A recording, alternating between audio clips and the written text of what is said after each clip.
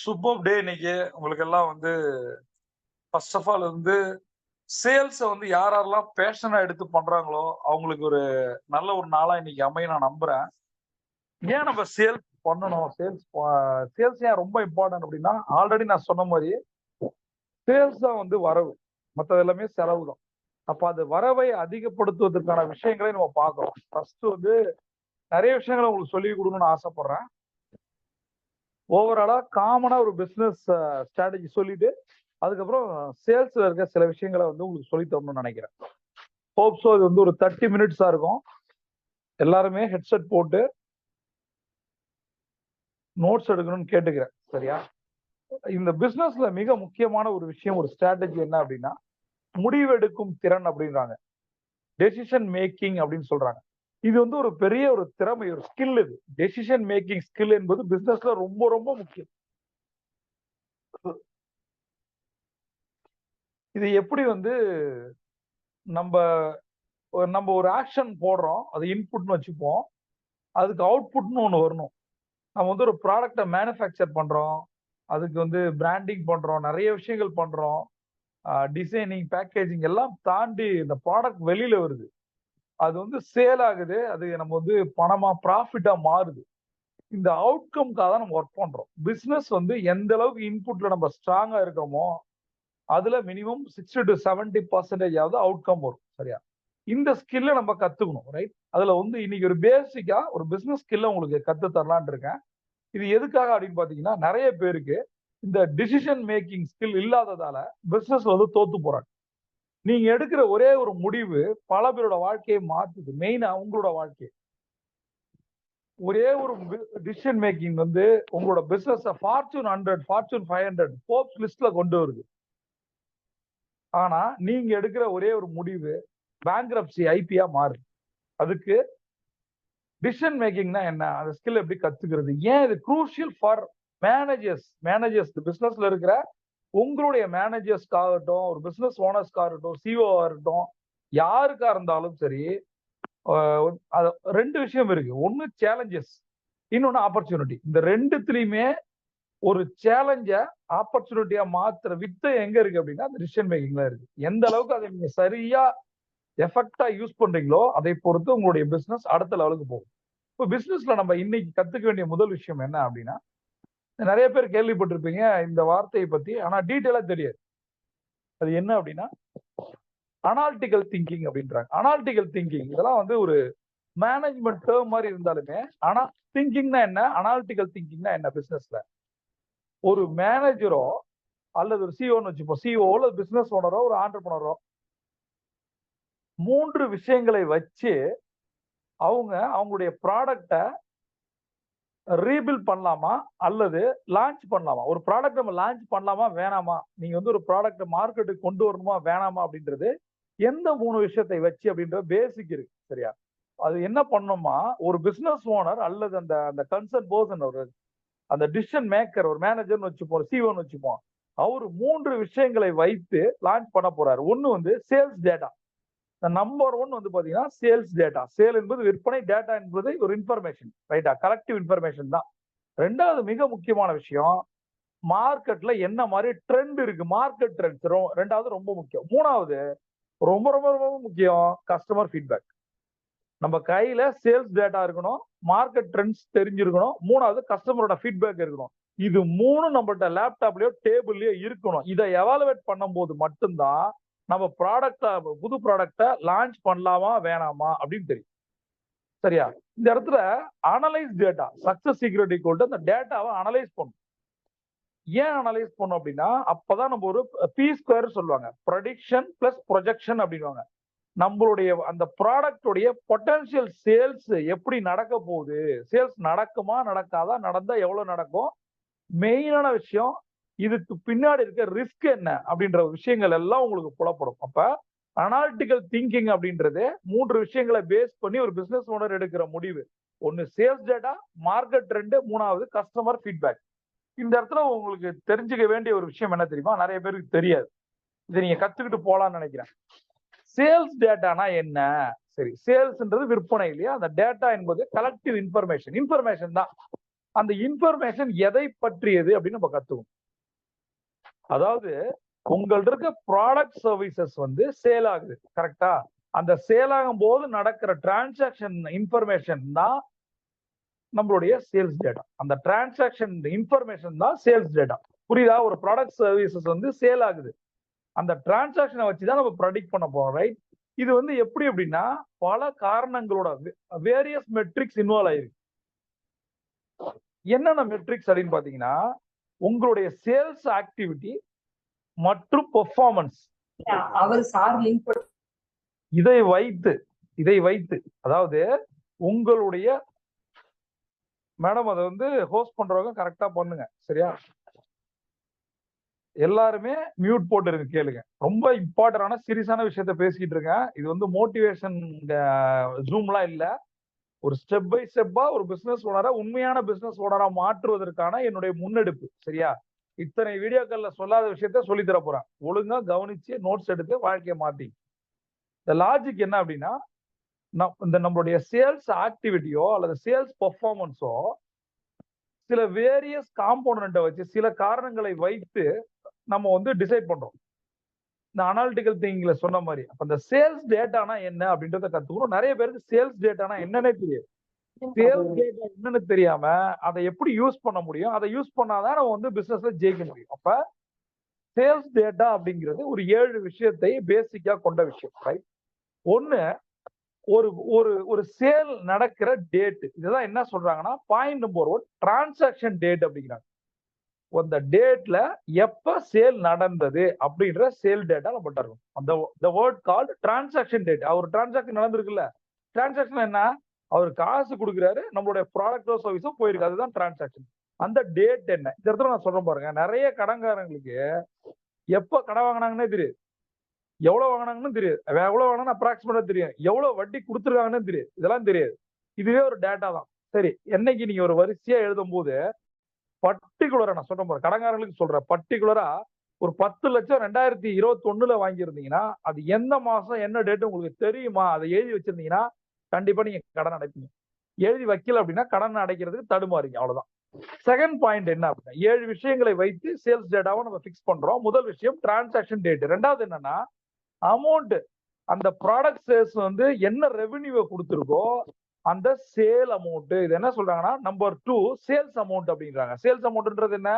எவ்வளவு revenue generate ஆயிருக்கு, சரியா? ஒவ்வொரு சேல்ஸுமே இப்போ ஒரு 10 சேல் நடந்திருக்குன்னா, நேத்து 10 சேல் நடந்திருக்கு, முந்தா நேத்து 5 சேல் நடந்திருக்கு, அதுக்கு முத நாள் 2 சேல் நடந்திருக்கு அப்படின்னா அதுல எவ்வளவு பணம் வந்திருக்கு, அந்த சேல்ஸ் அமௌண்ட் தான் சேல்ஸ் டேட்டா. மூணாவது ப்ராடக்ட் அல்லது சர்வீஸோட டீடைல். இது என்ன அப்படின்னு பாத்தீங்கன்னா என்னத்தை வித்தோம், இது ரொம்ப முக்கியம். என்ன வித்தோம், அந்த ப்ராடக்ட் பேர் எழுதிங்க. சே ஃபார் எக்ஸாம்பிள் நீங்க வந்து ஒரு ஒரு பிரான்சைசி பிசினஸ் பண்றீங்கன்னு வச்சுப்போம். உங்கள்கிட்ட வந்து நிறைய ப்ராடக்ட் இருக்கு. ஹெல்த் கேர் இருக்கு, ஓரல் கேர் இருக்கு, பியூட்டி கேர் இருக்கு, பர்சனல் கேர் இருக்கு, ஹோம் அப்ளைன்சஸ் இருக்கு, இதெல்லாம் இருக்குன்னு வச்சுப்போம், சரியா? எல்லாமே இருக்கு உங்கள்கிட்ட. இப்ப எந்த கேட்டகரியில அதிகமா ப்ராடக்ட் சேல் ஆச்சு? எந்த கேட்டகரி? ஓரல் கேரா, ஃபுட் கேரா, பர்சனல் கேரா, பியூட்டி கேரா, ஹோம் அப்ளைன்ஸ், ஏதாவது ஒண்ணு. எந்த கேட்டகரி, அந்த எந்த கேட்டகரியில என்ன ப்ராடக்ட்? இப்ப ஃபர்ஸ்ட் என்னது? First point category. ரெண்டாவது அந்த ப்ராடக்டோட நேம். மூணாவது எவ்வளவு குவான்டிட்டி வித்துச்சு.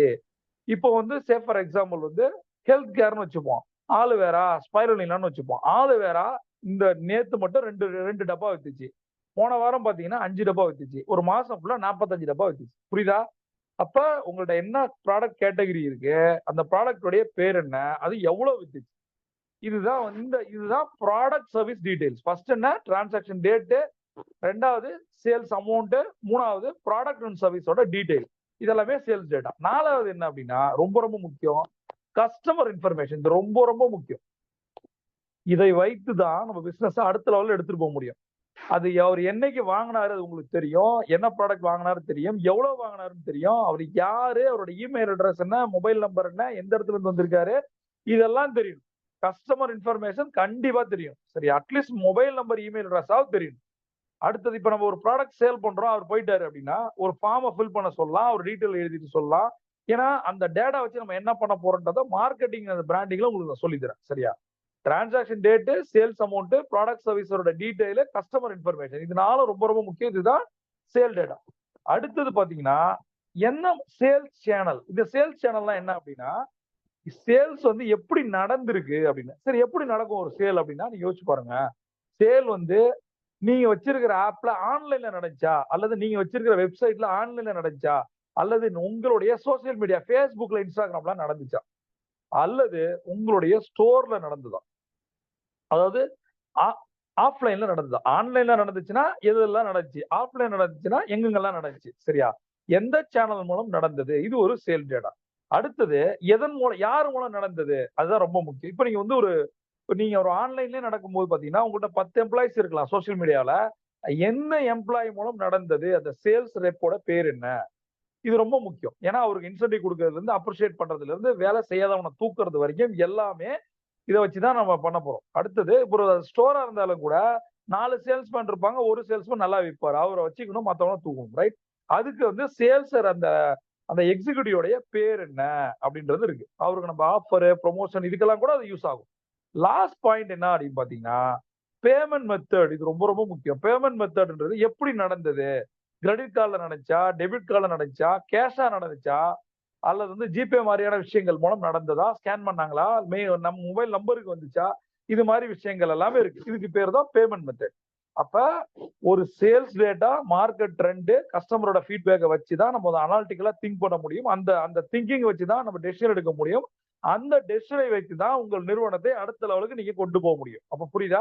அப்ப சேல்ஸ் டேட்டானா என்ன அப்படின்னா, transaction date, sales amount, product and service detail, customer information, sales channel, sales ரெப்போட பேரு, பேமெண்ட் மெத்தட். இது 7ம் நம்ம ரொம்ப ரொம்ப முக்கியம். சரியா? இத வச்சு நம்ம என்ன பண்ண போறோம்னா, சேல்ஸ் பெர்ஃபார்மன்ஸ் எப்படி இருக்கு? மார்க்கெட்டோட அந்த ட்ரெண்ட் எப்படி இருக்கு? அத விட மிக முக்கியம், அந்த ஃபியூச்சர் சேல்ஸ் ஃபோர்காஸ்ட் அப்படின்னுவாங்க. அடுத்து இந்த ப்ரெடிக்ஷன், ப்ரொஜெக்ஷன் சொன்ன பாருங்க. எவ்வளவு நடக்கும்?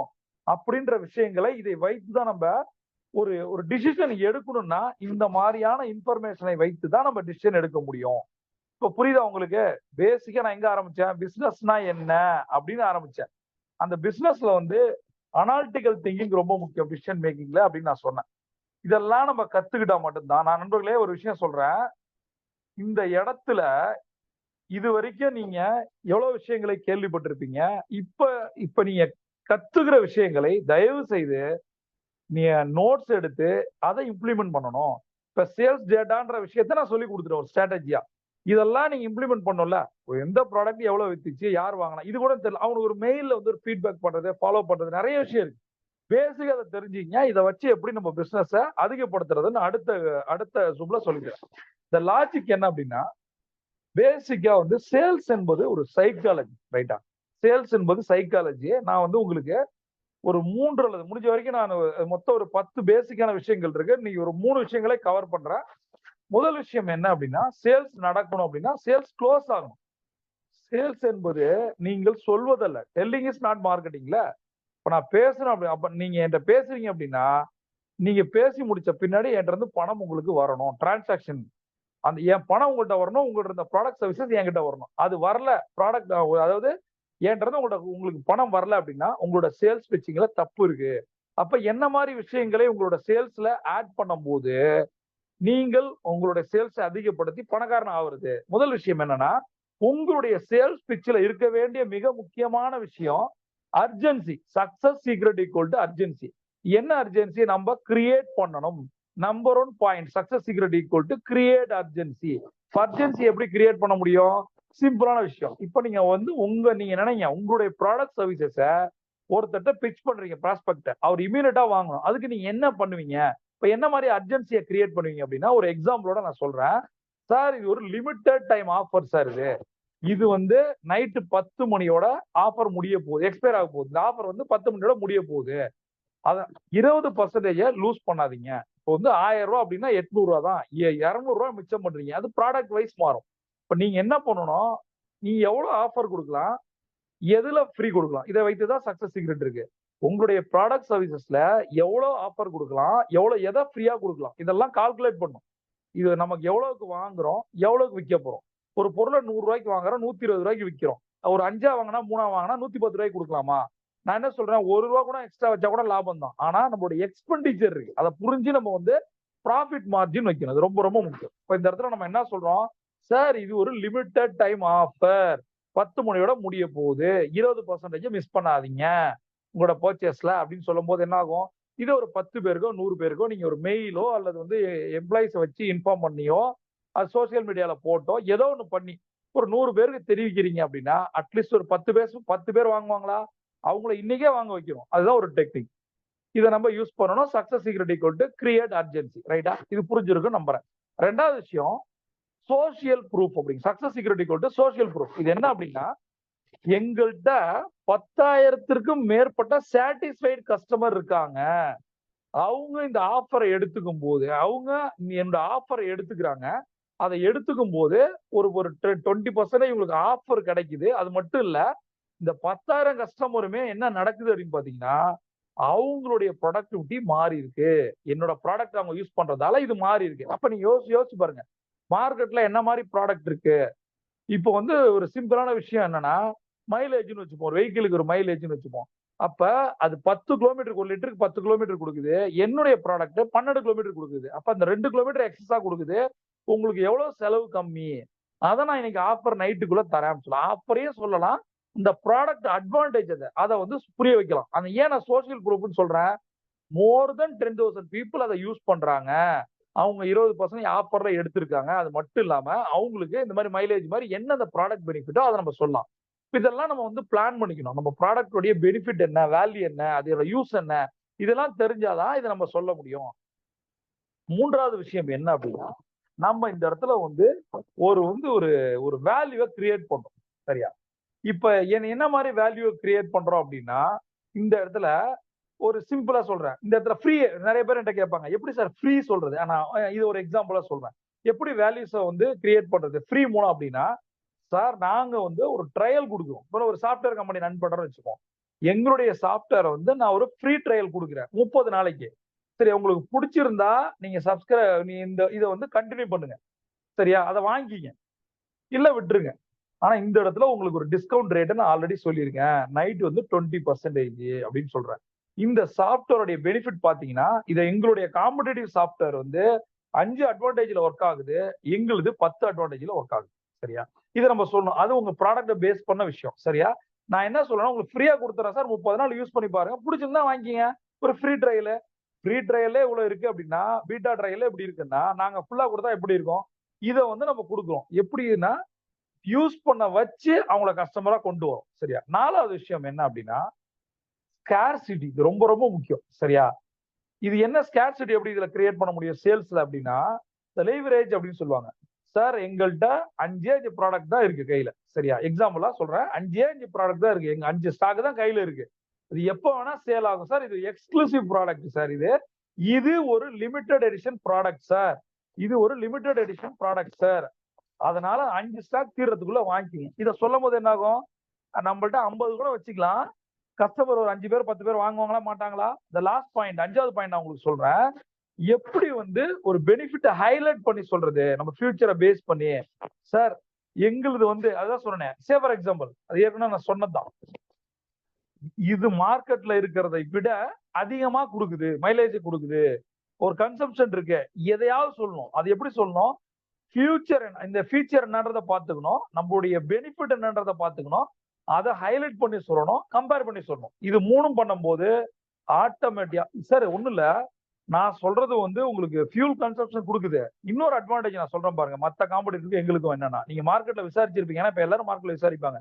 எங்களுடைய ஃபியூல நீங்க தொடர்ந்து யூஸ் பண்ணும்போது, இன்ஜின் ஆயில் மாரி வச்சுக்கங்களேன். யூஸ் பண்ணும்போது இன்ஜினுடைய கெப்பாசிட்டி ரொம்ப நாளைக்கு வருது.